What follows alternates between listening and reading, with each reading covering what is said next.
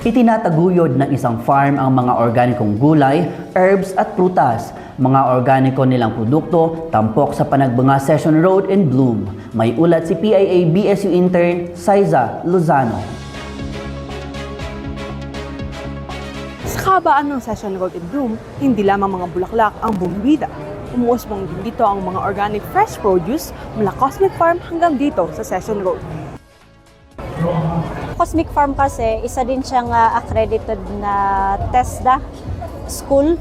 So, yung in-offer namin is Organic Agriculture Production in situ. So, and then accredited din sa DOT as Agri-Tourism Farm Site. And then, certified organic din siya dito sa La Trinidad. Bukod sa sariwang gulay, makikita rin dito ang processed products tulad ng yogurt drinks, herbal teas, at crispy veggie snacks. Siya, maganda naman siya. Tapos nakita namin yung mga veggies and it seems to be organic.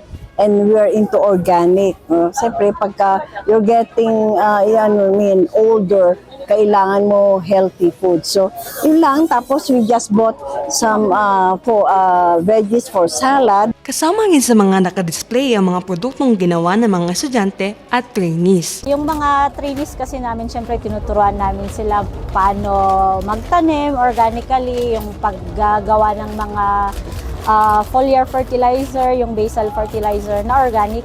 So from the training until na napunta na sila sa kanilang farm application, and then until nag-process na din sila ng mga processed products nila.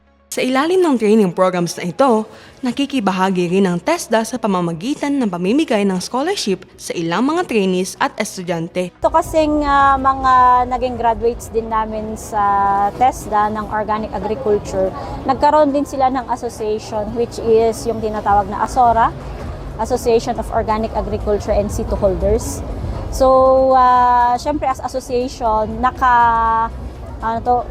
gumawa sila ng proposal and then sinubmit sa Department of Agriculture, which is nabigyan sila ng livelihood project sa sheep. Nagkaroon na ng sheep dispersal at yung chicken dispersal. Patok naman sa mga mamimili ang yogurt drinks, herbal teas at amaranth chip, organic, fresh at student-made. Ganito ang mga produktong inihahandog ng Cosmic Farm bilang bahagi ng kanilang advokasya sa pagtuturo at pagpopromote ng organic production. PIA-BSU intern Saiza Lozano para sa PIA News Cordillera.